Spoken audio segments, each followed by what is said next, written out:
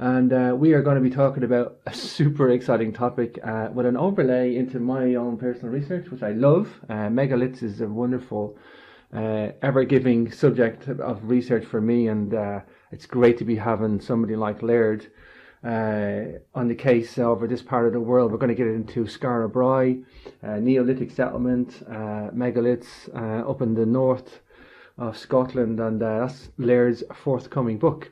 But to do Laird justice, as always, to a little bit of biography on him before I bring him on.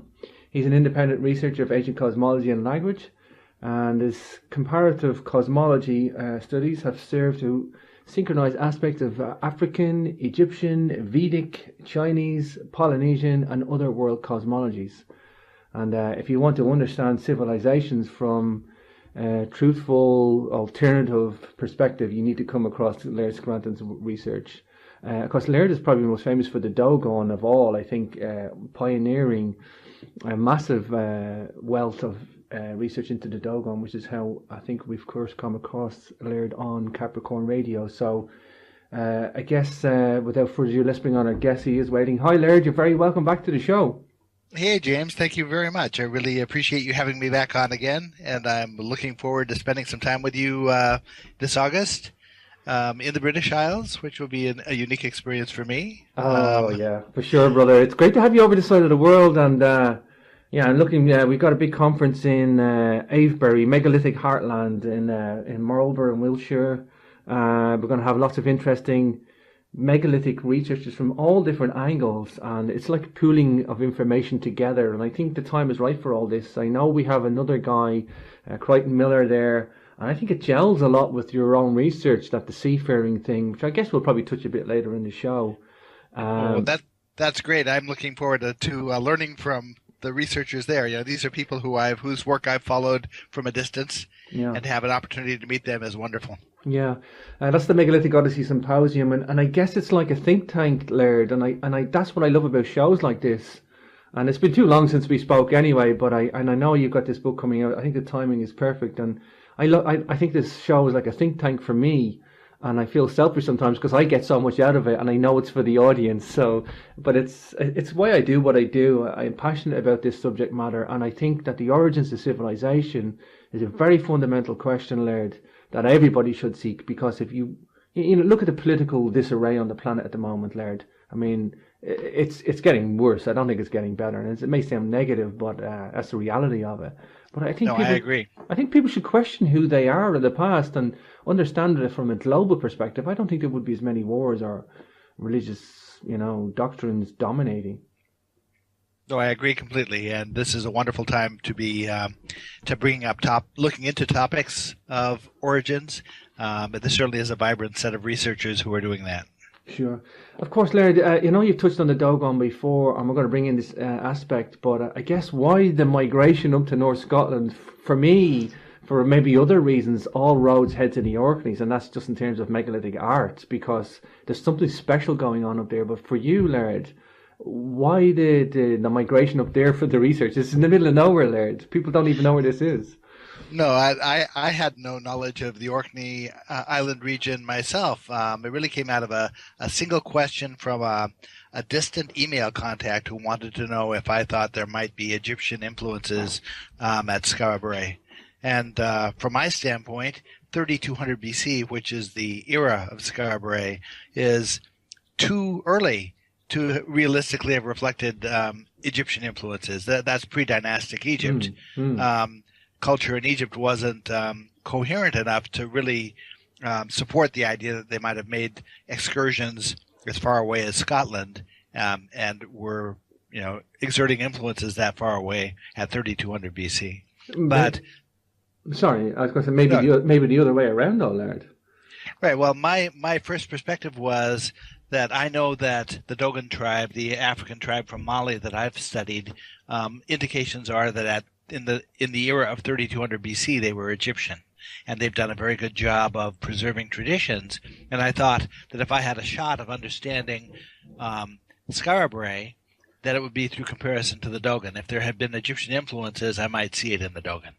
And so I didn't have great hopes when I started researching that I would find any connection whatsoever. That wasn't really my expectation.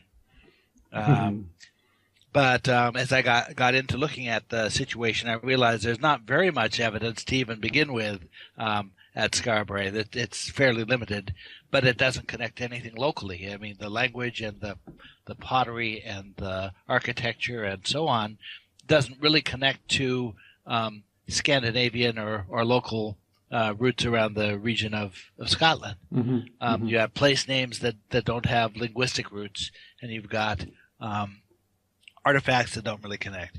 And so I started sorting through. My first approach was to look at architectural forms. I know that the Skara Brae village, looked at in overview, is comparable to a Dogon village. I mean, it's theoretically possible they could have fallen in the same ballpark of architectural design. Similar style of construction using drywall stone construction, the placement of buildings in relationship to pathways, inner pathways, and so forth like that. It's reasonable to think that they might have come out of the same tradition. Sure. But there was another structure at Skara Brae which is sort of a rounded stone structure with a doorway built in a particular way. And I know that every Dogon village, part of the way they maintained their peaceful atmosphere was through the use of something called a discussion house that was built structurally very similar. The way the discussion house works is that in Dogon society, anytime there's a dispute, the people who are parties to the dispute are required to go to the discussion house and can't leave until they've resolved it. Wow.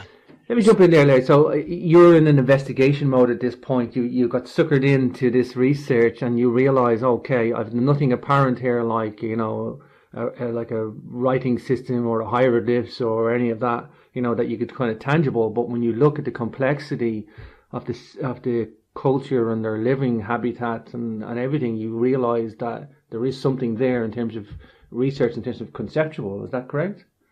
Right, and but I needed a positive link, and the positive link came out of the plan of the original Skara Brae houses. The stone houses that are there, I think there's only one left that wasn't rebuilt over the top of at a later point. But Gotcha. It's understood that all of the original houses were built to the same plan, and it happens to be a match for a Dogon plan for a stone house. But the part that was valuable to me was that the Dogon plan connects to cosmology. There's a reason it's built to that plan. The structure of the house includes a round room at at one end, sort of a square main room with two rectangular rooms either side of that, and an entryway at the far end, away from the round room. For the Dogon, that represents the body of a woman. Actually, if you dig deeply enough into the cosmology, it's meant to be the body of a sleeping goddess. And the round room is her head, the square room is her main body cavity, the rooms to either side are her arms, and the entryway at the bottom represents her sexual parts. Wow. At Skara Brae, you also have a central hearth that represents the heart. And I thought it was very interesting that from my perspective, if we were looking at Egyptian influences on Scotland, that they had added this hearth in Scotland in keeping with the cosmological definition of the house. I thought that was very interesting because the Dogon don't have the hearth. It wasn't until later on that it occurred to me that I might be looking at things backwards, that the Skara Brae house might be the original and the Dogon house the duplicate. How and the beautiful. Dogon removed the hearth because in Mali they didn't need a hearth in a house. Makes sense, and oh, wow. So I guess you're on this train then of research, and it's kind of coming to you. It's not just a simple thing. It's just levels of complexity that are kind of mirroring each other. Yes, that's true. And the more cultures that I've compared, the easier it is to try to sort out one I haven't seen before. So now having the link of the architecture suggesting a link to a particular system of cosmology, I'm now in a position to interpret the megalithic sites that are on Orkney Island in terms of that same cosmology. We have a series of sites that essentially form a spiral around a body of water. They were connected by a road in Neolithic times that led to Skara Brae. And those sites fall right in line with the cosmological definitions of the Dogon. These represent progressive stages of creation in an understandable way. I mean, we can describe how language defines what these sites represented. The shapes represent a particular thing, and in sequence with each other, you have a strong argument that we're talking about a cosmological progression. Wow, this is amazing, Laird. Okay, so maybe just stop for a moment. Let's break this down for the listeners, because Neolithic and megalithic. I have trouble just explaining this to people who are aware of this stuff. Neolithic, the new Stone Age, is basically the era, and the megalithic is typically the constructions like the stone circles and the mounds.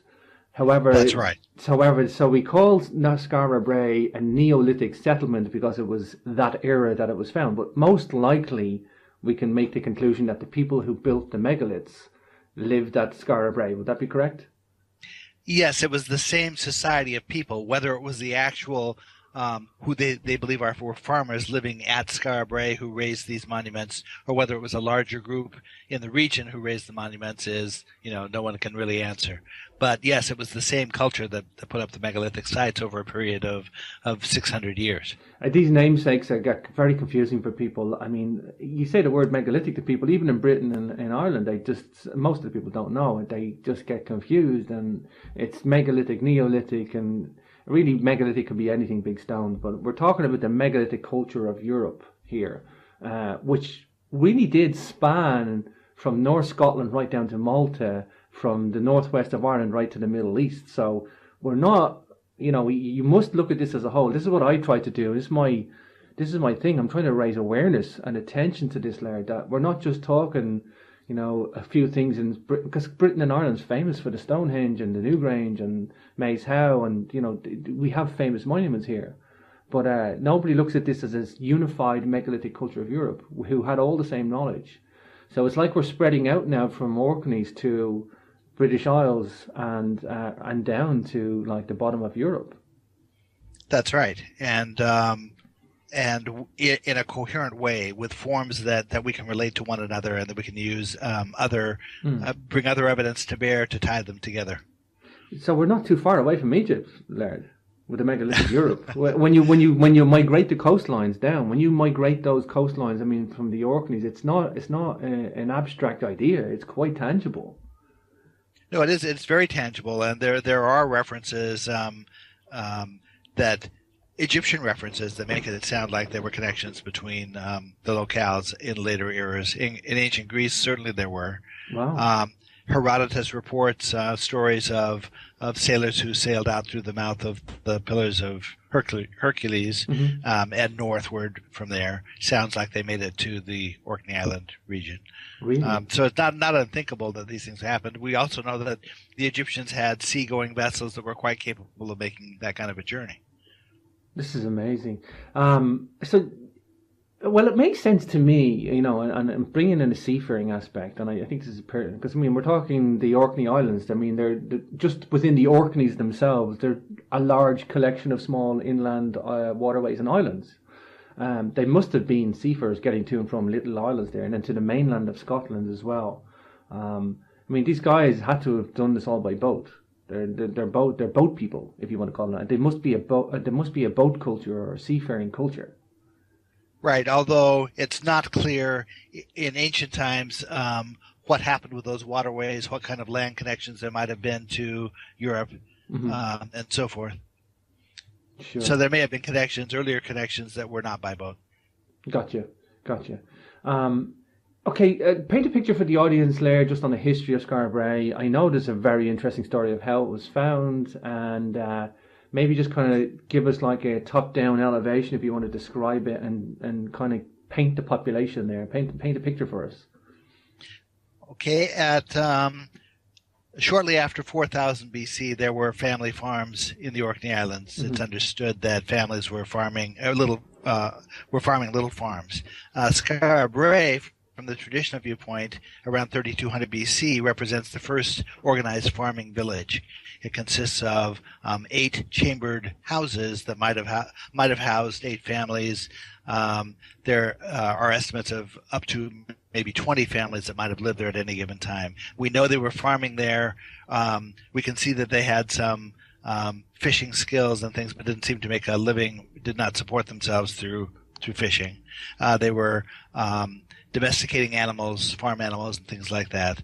But they were also, over a period of 600 years, creating a set of related stone structures, these large megalithic stone structures, that, from my standpoint, had to have been developed from a single plan that crossed generations.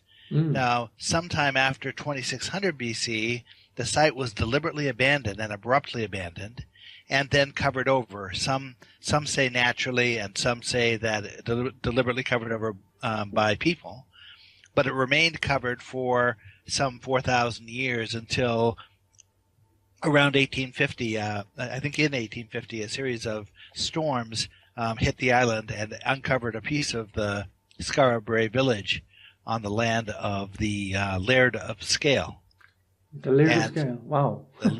He spent the next 8 years of his life and a large part of his fortune excavating and trying to preserve the site, because he understood the importance of it. Laird, we're talking latitude 59 degrees here. This is like not the habitat you want to be doing this stuff. But do we have any reasons why we're seeing such an important culture? I mean, they call this like one of the most awesome preserved sites in the whole of Europe for research, for archaeology. It was such a rich culture there and complex. We just don't expect to find it up, so it's just a cold terrain. Do we know anything? Was the climate maybe different, or had these guys a reason for being there? I expect that the climate was warmer at that time. I mean, for it to have fostered agriculture in that region, and for centuries to have easy agriculture happening there, the climate must have been somewhat warmer than it is today. Yeah. I know you're going to be going there in August, Laird, and I'm telling you, it's not a pretty picture there. Even in the summertime, it can be pretty brutal and rough. So, okay, for me, when you telling me that you uncovered this stuff, Laird, the site was covered over and then it was uncovered in a storm. I mean, this kind of brings back Göbekli Tepe or other places that were, even Gavrigny in Brittany, in France, the megalithic place was decommissioned, quotes. Is this a case that was decommissioned, Laird? Do you think it was a decommissioning process? I think that the people who were living on the island were in a position of having to leave abruptly. There are sites nearby. There's a village of Brodgar there where a final feast occurred just before they left. They can see that at least 400 animals were slaughtered for this feast, perhaps by farmers who knew they were leaving permanently and didn't want to leave farm animals behind to just starve to death. They can see that at least 1,000 people attended this feast. But when the feast was finished, again, they deliberately covered over the site, but before they covered it, they left bones set carefully all around the site of the feast. But not just any bones. They left only shin bones of animals. Really? Now that symbolism works in some of these ancient cultures is through homonyms, the use of homonyms. And the farther back in time you go, the more commonality of language you have. One of the things I've had success doing for the Orkney Island region is comparing native words there to Egyptian and Dogon words. And in the book that I've written, there's all sorts of correlations between words back and forth to explain why a site was named what it was.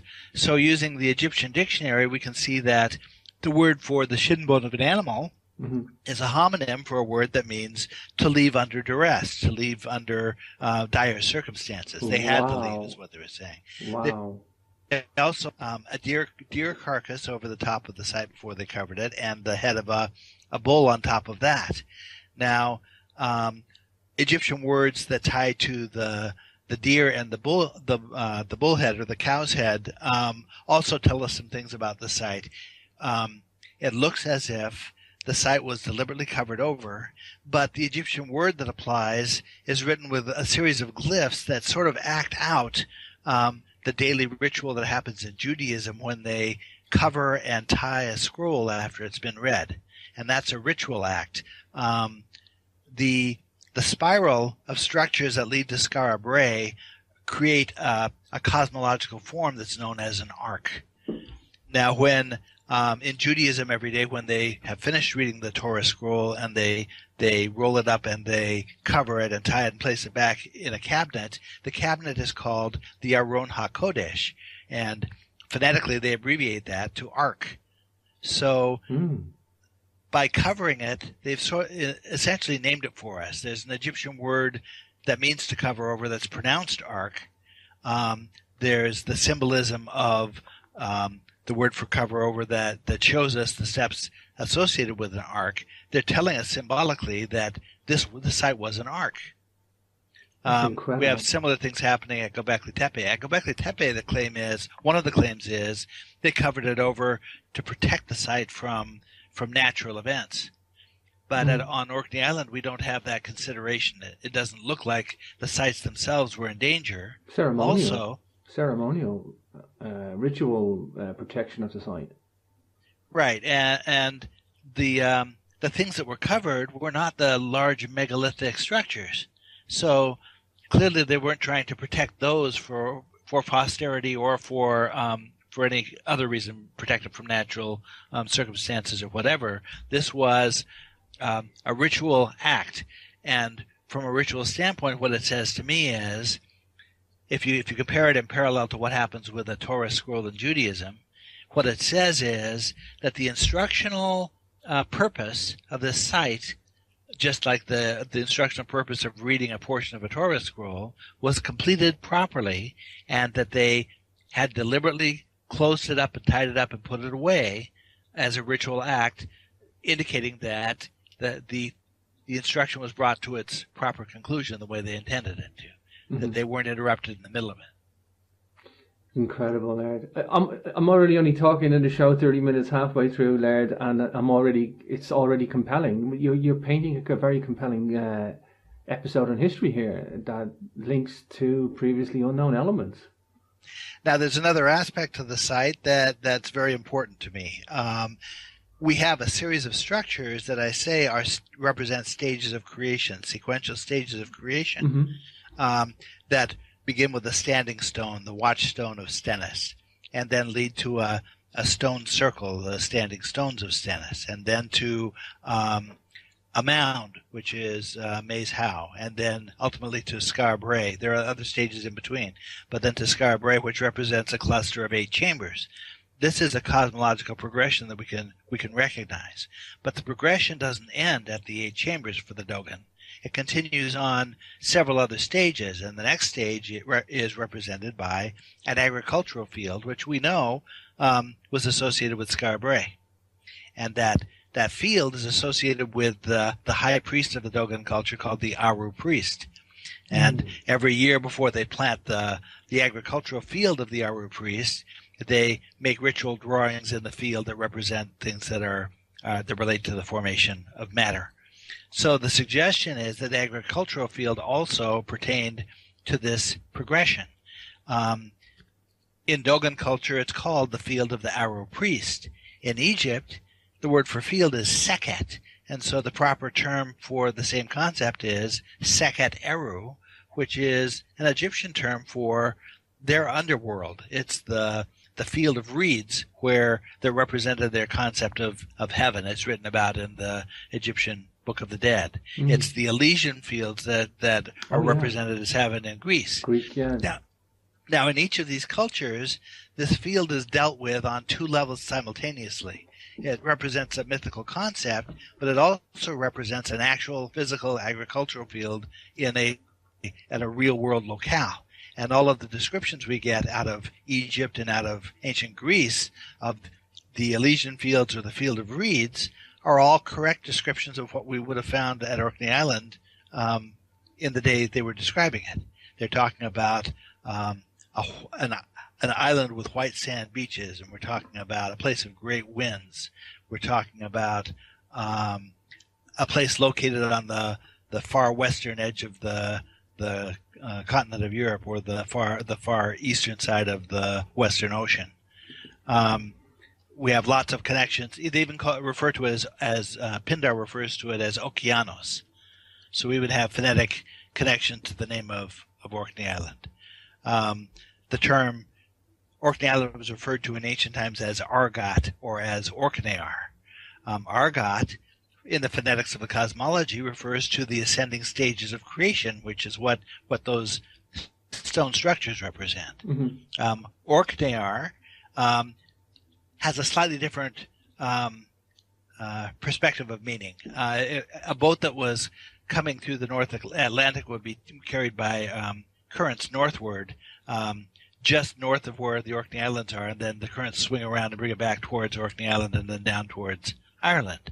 The word Orkneyar in the phonetics of these traditions means to approach what I interpret as being Ireland by boat. The name for Ireland, E-I-R-E, is for me a correlate to the term for Orkney Island, which was Aru, A-R-O-U in the Dogon, as the Dogon represented, or in Egypt was A-A-R-U phonetically. Wow. And it's funny, we have that idea of the Elysian Fields in the Irish mythology as well, which was preserved from probably megalithic. I mean, they talked about the people of the mounds, the Tuatha De Danann, or the Dinashe, she being a mound, the people of the mounds, that they had this idea of the other world as well. This is the Elysian Fields, comparative to Greece. But you would expect to find this, Laird. If what we're saying is true, you would expect to find the fragments surviving in all these different places in maybe different ways or different interpretations, but the core fragment should be there. That's true, and language is one of the keys for being able to tie them back together. Symbolism of structures is another way. I mean, we know about the symbolism of the Temple of Man in Egypt, which represents, according to Schwaller de Lubitz, represented the body of a person. That's a correlate to the same concept of the Skara Brae house. There are famous myths in the Hindu tradition and in the Egyptian traditions about that relate to journeys through 7 houses. Well, it looks to me as if they're not just talking about houses generically, they're talking specifically about those 7 houses, the 7 houses that we find, the 7 or 8 houses that we find at Skara Brae. Lots of interesting connections to be made through myth and through language and through other means. Laird, just take one little moment there. I know the book is for pre-order. It's available this November. I'm so excited. This is one of my sought-after books. It's not even on the shelf yet, but I can't wait to get this one there. But I know it's up for pre-order on Amazon. Just take a moment, give out the exact name of the title and the subtitle as well. Let's see. It will be referred to as the Mystery of Skara Brae. And actually, I don't have the publisher's subtitle. I will give you that. It's the Neolithic Scotland and the Origins of Ancient Egypt. And so just for the audience, if they want to check in on that. My working title for the boat had actually been called The Overthrown Boat. And the reason it's called that is because the concept of an overturned boat is important cosmologically to the site. Skara Brae ties to Egyptian, the name Skara Brae ties to Egyptian words that mean overthrown or overturned boat. Wow. And one of the chapters in the book is about the concept and how that relates.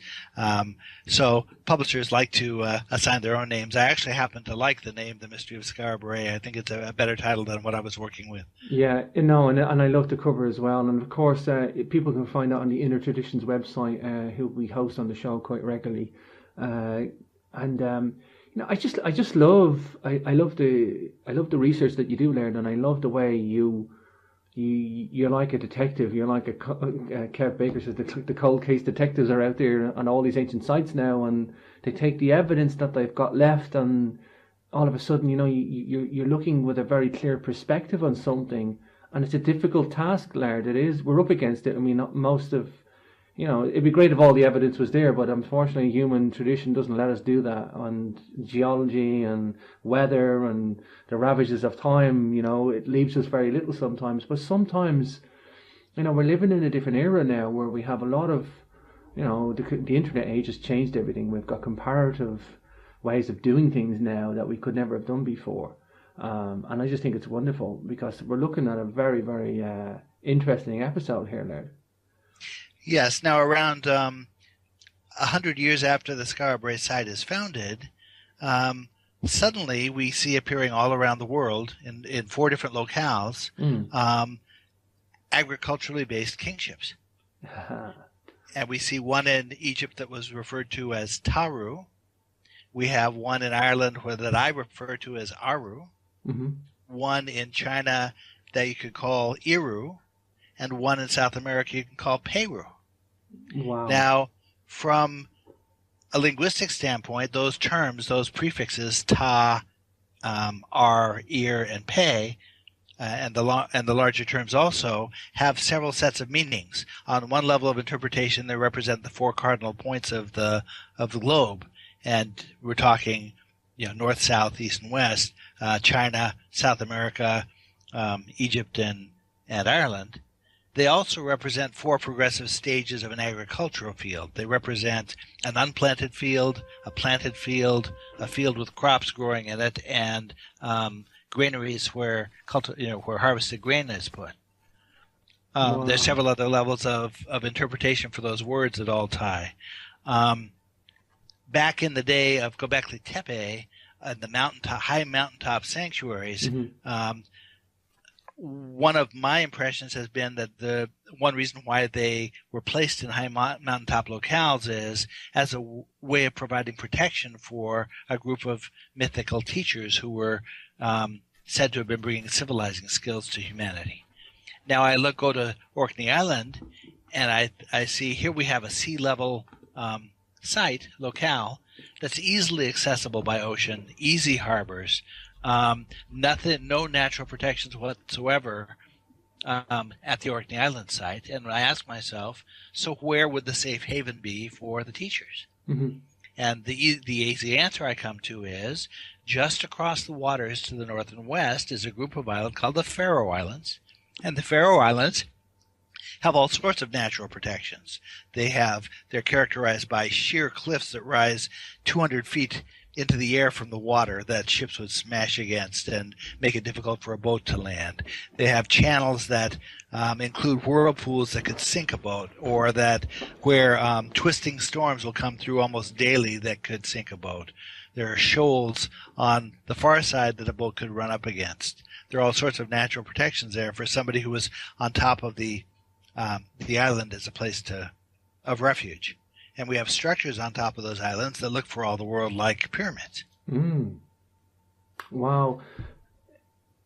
This is incredible. So, funny you mentioned, just as a throwback, and when you mentioned the agriculture in Ireland, we have a place, I don't know if you're familiar, called Cada Fields.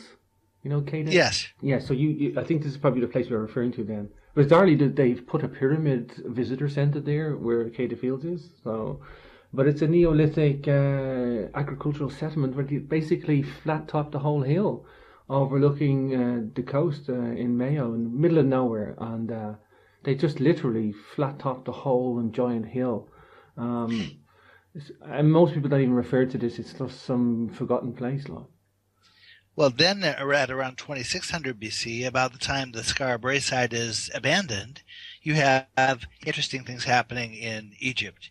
You have, first of all, you have a set of rulers there who are referring to themselves, or actually originally their place of where they lived, as pharaoh. You have a pharaoh who comes to power called Sene-Pharaoh. Those are phonetics that mean image of or reflection of pharaoh, who starts building pyramids in Egypt that look an awful lot like peaks you see in the Faroe Islands. You have a peak of Kunoi that makes a change in angle as the mountain peak rises. That is a pretty close match for the bent pyramid that Sene-Pharaoh built. Sene-Pharaoh's bent pyramid I have been to, Laird, and I just know that there's some bizarre reason for doing that. It's a very, very difficult thing to do. I mean, you don't just want to turn up one day and build a pyramid and then turn around. No, we'll change the angle halfway up. It's a difficult thing to do.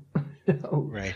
Now, then you also have in Egypt, about that same period in time, the names of the pharaohs had previously been enclosed in something called a serech, which is supposedly a representation of the facade of a palace. But around 2600 BC, they switch it, and now they suddenly start enclosing the name of the glyphs of the name of the pharaoh in what's called a cartouche, which, according to Budge, originally represented the concept of an island. So now you have Wow. You have agents of the pharaoh referring to themselves as pharaohs, and the term pharaoh being very important. You have schools established associated with every temple that are teaching all the same concepts that I've inferred must have been taught on Orkney Island leading up to that. It looks as if there was a continuation of education in the temples in Egypt. You have a goddess rise to prominence named Seshat. Now, one of the Egyptian terms for that deer carcass that was laid over the top of Brodgar is pronounced Sesha. It refers to the concept of knowledge and refers to concepts of instruction. It's incredible. Laird, maybe I'll throw this one out there. Maybe they guys had sunken landmass in the Atlantic or whatever. They came from some unknown region and they came to the Faroe Islands for safety. They were very, very high mountain peaks that look like pyramids, obviously, but maybe they came there and waited for the dust to settle, as we say, or the maybe there was ocean problems, rising sea levels, stuff like that. Maybe they've lost their lands in the Atlantic. Maybe is that a that may be. I mean that may be the truth, and I don't have anything that argues against that perspective. The Dogon actually refer to a time when humanity was restored to culture, which implies that there were high cultures before. So that's a perspective. When you get back down to the bottom of the traditions that I research, that's not the primary thing they say is going on. The primary thing they say is going on is that humanity had non-human help in establishing civilization, and there's some fairly compelling rationales that are a book or two down the line for me why that happened. Well, I know. I've covered all sorts in this show, but I know that the Dogon, the Numo and the Dogon, other cultures too, but particularly, it's an incredibly interesting aspect. I think most people tiptoe around it and don't want to address it. So I guess that's a courageous research ahead of you, Laird. Well, one of the images in the book that's coming out that I provide is a comparative image between a Druid priest and a Dogon priest, and it's an intuitive match. I mean, the reader will see that very strong similarities between the two. Incredible. So, Laird, you're working on another book as well, aren't you? This is pretty much done. This is a Mystery of Skara Brae. Mystery of Skara Brae is at the publisher. I'm actually 2 books beyond that now. I have the follow-on to the Skara Brae book is really about the Maori in New Zealand, and I see the Maori, actually the Maori and a group of pygmies similar to what are reported in Ireland, who built the equivalent of fairy mounds that we find in Ireland and Sardinia too. Scotland, and Sardinia too, Laird.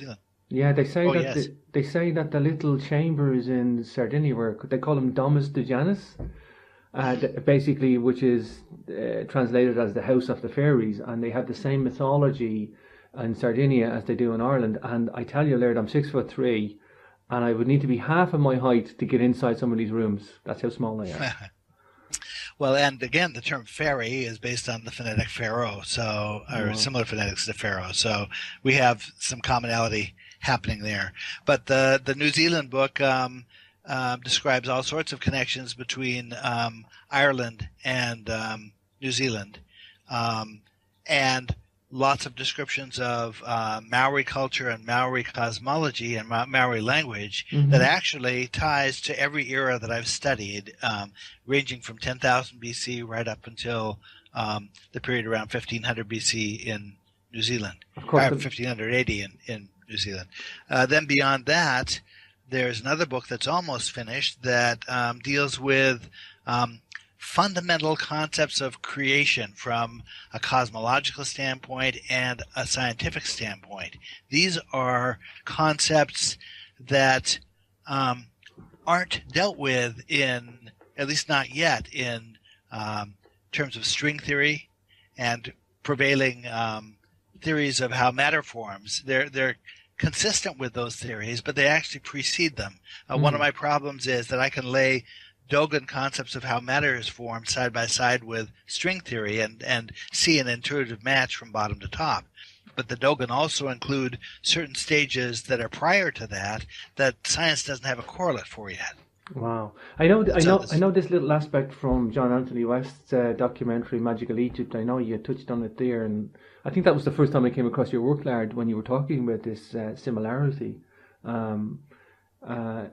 It's bizarre to people, when you say the punchline that either, string theory in ancient times or something like that, and a correction, that's all they see, and they run away from the idea. However, the evidence speaks for itself, and everything about string theory and quantum physics is exotic, counterintuitive, and really it beckons that we have like another world that we just don't even see or know, and we can't logically rationale it into any comprehension.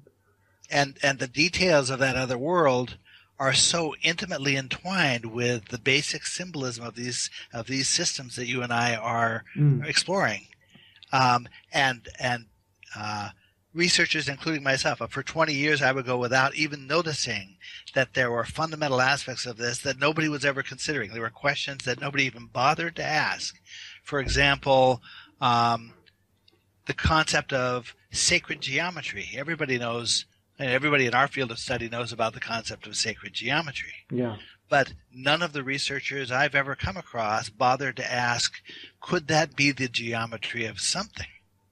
Laird, I know I've got you in Ireland for a little spell coming up in August, and I'm going to take you to some rock art, megalithic rock art, probably, it must be somewhere in the period 3000 to 3300 BC, something in that window, and it's the exact replica of a d orbital shell, and I know you covered that in Dogon cosmology because I've seen megalithic art. It's the exact cloud diagram for a d orbital shell, which is a quantum physics, for the audience. It's a quantum physics diagram, and it's just sitting there exact same in the rock art in Loughcrew in Ireland.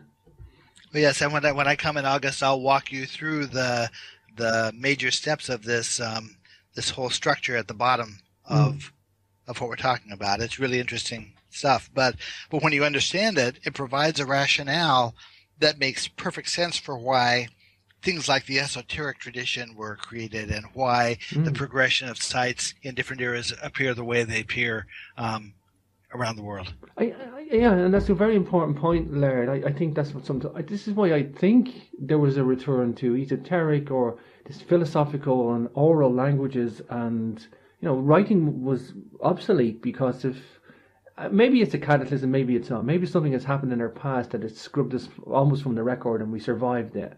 But I think the preservation of knowledge through oral traditions, art, and philosophy, and putting that into a monument, yes, but not having the written text. I mean, written texts are no good if you get a hit with a tidal wave. What good is written text going to do? But the brains are the computers, and they're the ones that hold the knowledge through various, and like you say, and I know you talk about the checkpoints in every story in the oral history and how important that is. Yes. One of the big surprises to me is the Dogon compare this cosmology to layers of skins of an onion, that you peel one back and you find the next one, you peel that back, you find the next one. I've experienced this myself, that every time I finish a book, I think I'm at the bottom of the system. And then I realize there's a whole other level to it that I didn't recognize. Well, moving upward, conceptually, there's also whole other levels I didn't realize were there. It never occurred to me that the esoteric tradition itself might be symbolic of something.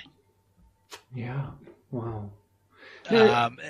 Really interesting stuff anyway. Yeah. Laird, there's a place in the Shetlands called Jarlshof. I only came across it recently myself. It looks yes, I've seen photos. It looks like Skara Brae somewhat.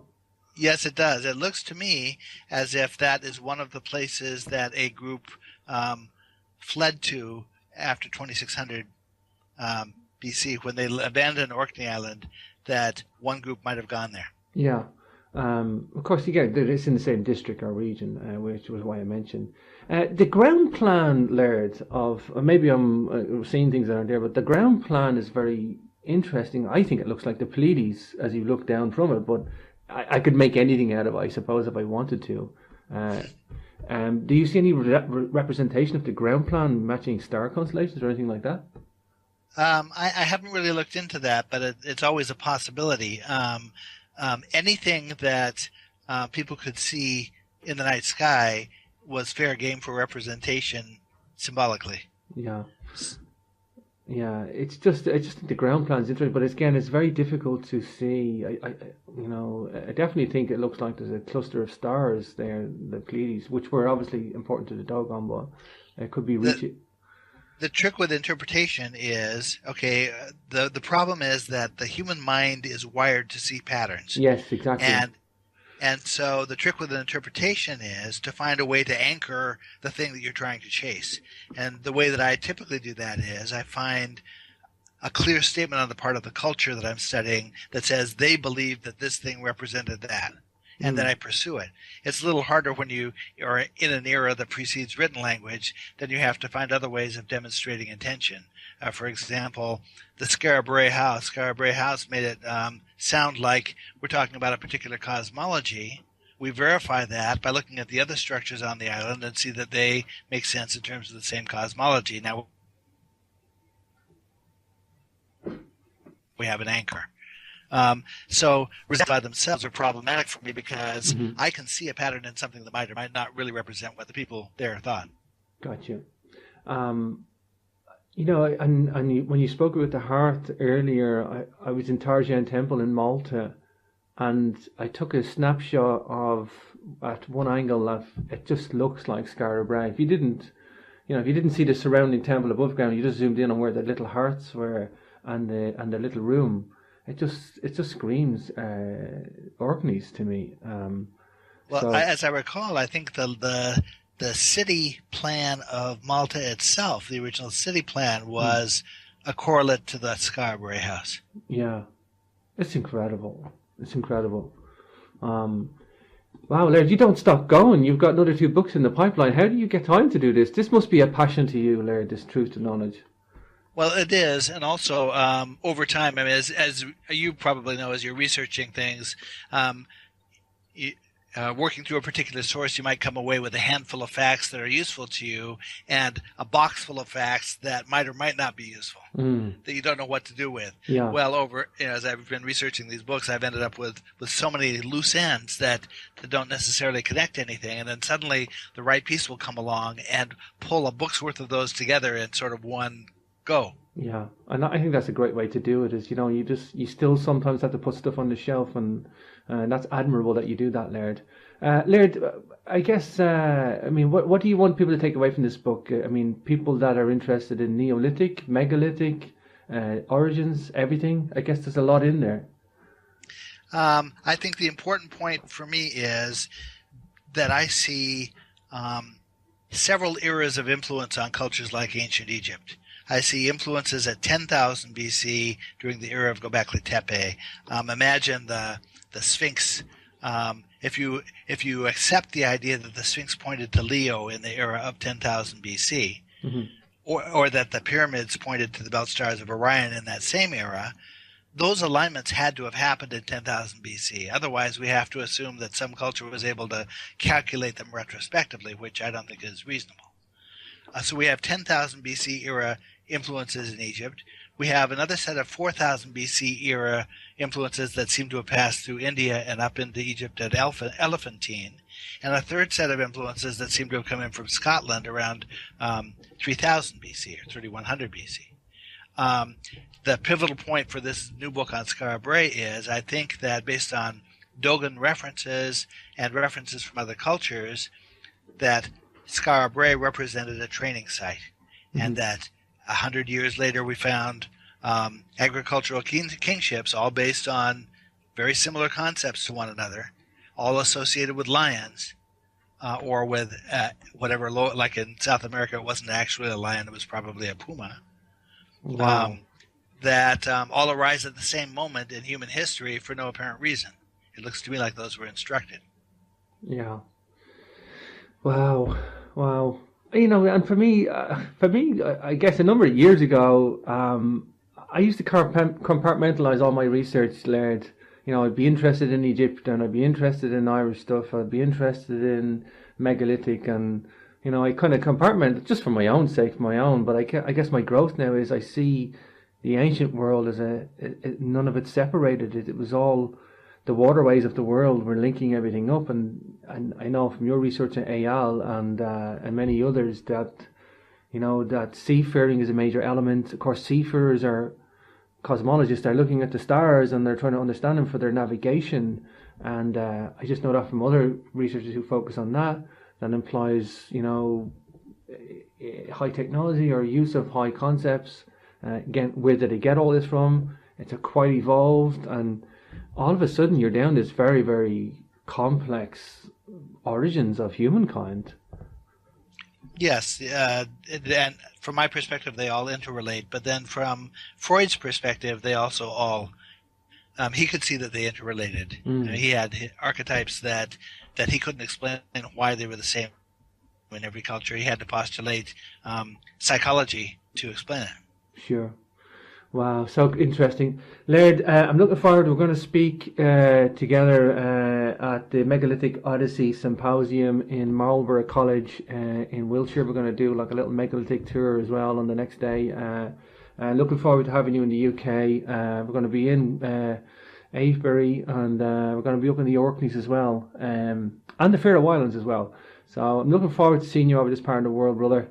I'm looking forward to seeing this on the shelf. I think this is one of your most exciting books, yeah, because I just think it answers a lot of questions, as most of your books do, Laird. But this is more all-encompassing, I think, because it just explains a lot of mysteries in this part of the world. But it's wonderful, Laird. Laird, we obviously Amazon.com for the book and Inter Traditions, and I think you know if you have any final thoughts, just leave it at that. We can actually, yes, those are the proper outlets. The books can be purchased pretty much through any bookstore. Simon and Schuster, there's an author page for me. Also, I think that they may be the parent company of Inner Traditions. Ah, okay.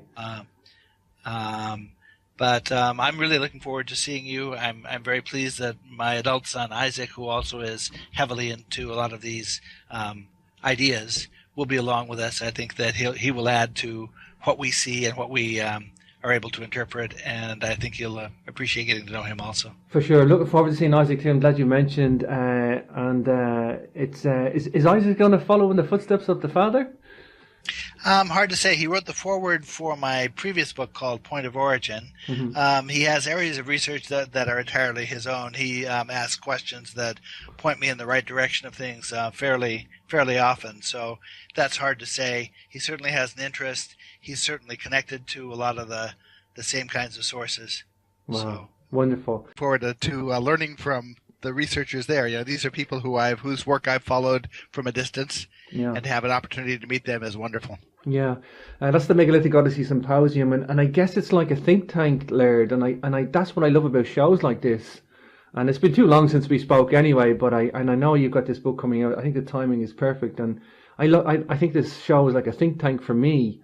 And I feel selfish sometimes because I get so much out of it, and I know it's for the audience. So, but it's why I do what I do. I'm passionate about this subject matter, and I think that the origins of civilization is a very fundamental question, Laird, that everybody should seek. Because if you look at the political disarray on the planet at the moment, Laird, I mean, it's getting worse. I don't think it's getting better, and it may sound negative, but that's the reality of it. But I think I agree. I think people should question who they are in the past and understand it from a global perspective. I don't think there would be as many wars or religious, doctrines dominating. No, I agree completely, and this is a wonderful time to be looking into topics of origins. But there certainly is a vibrant set of researchers who are doing that. Sure.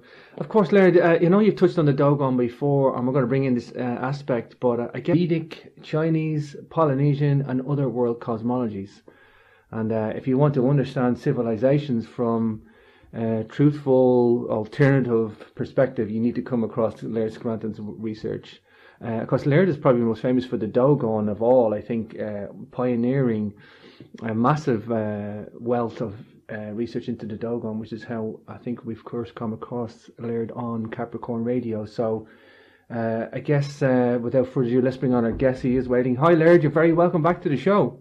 Hey, James. Thank you very much. I really appreciate you having me back on again, and I'm looking forward to spending some time with you this August in the British Isles, which will be a unique experience for me. Yeah, for sure, brother. It's great to have you over this side of the world, and yeah, and looking, we've got a big conference in Avebury, Megalithic Heartland in Marlborough in Wiltshire. We're going to have lots of interesting megalithic researchers from all different angles, and it's like a pooling of information together, and I think the time is right for all this. I know we have another guy, Crichton Miller there, and I think it gels a lot with your own research, that the seafaring thing, which I guess we'll probably touch a bit later in the show. That's great. I'm looking.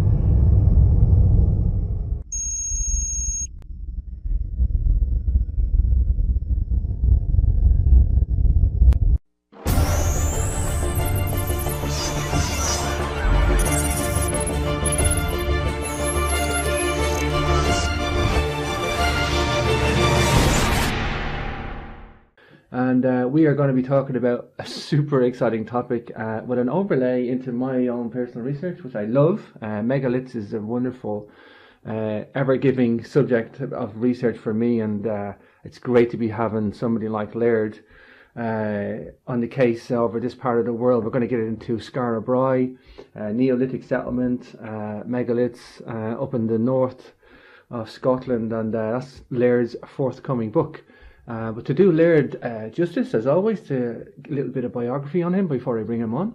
He's an independent researcher of ancient cosmology and language, and his comparative cosmology studies have served to synchronize aspects of African, Egyptian... The era of 3200 BC, they were Egyptian, and they've done a very good job of preserving traditions. And I thought that if I had a shot of understanding Skara Brae, that it would be through comparison to the Dogon. If there had been Egyptian influences, I might see it in the Dogon. And so I didn't have great hopes when I started researching that I would find any connection whatsoever. That wasn't really my expectation. But as I got into looking at the situation, I realized there's not very much evidence to even begin with at Skara Brae. That it's fairly limited, but it doesn't connect to anything locally. I mean, the language and the pottery and the architecture and so on doesn't really connect to Scandinavian or local roots around the region of Scotland. You have place names that don't have linguistic roots, and you've got artifacts that don't really connect. And so I started sorting through. My first approach was to look at architectural forms. I know that the Skara Brae village, looked at in overview, is comparable to a Dogon village. I mean, it's theoretically possible they could have fallen in the same ballpark of architecture. That's why the migration up to North Scotland, for me, for maybe other reasons, all roads head to the Orkneys, and that's just in terms of megalithic art, because there's something special going on up there. But for you, Laird, why the migration up there for the research? It's in the middle of nowhere, Laird. People don't even know where this is. No, I had no knowledge of the Orkney Island region myself. It really came out of a single question from a distant email contact who wanted to know if I thought there might be Egyptian influences at Skara Brae. And from my standpoint, 3200 BC, which is the era of Skara Brae, is too early to realistically have reflected Egyptian influences. That's pre-dynastic Egypt. Culture in Egypt wasn't coherent enough to really support the idea that they might have made excursions as far away as Scotland and were, exerting influences that far away at 3200 BC. But sorry, I was going to say maybe the other way around, though, Laird. Right. Well, my first perspective was that I know that the Dogon tribe, the African tribe from Mali that I've studied, indications are that in the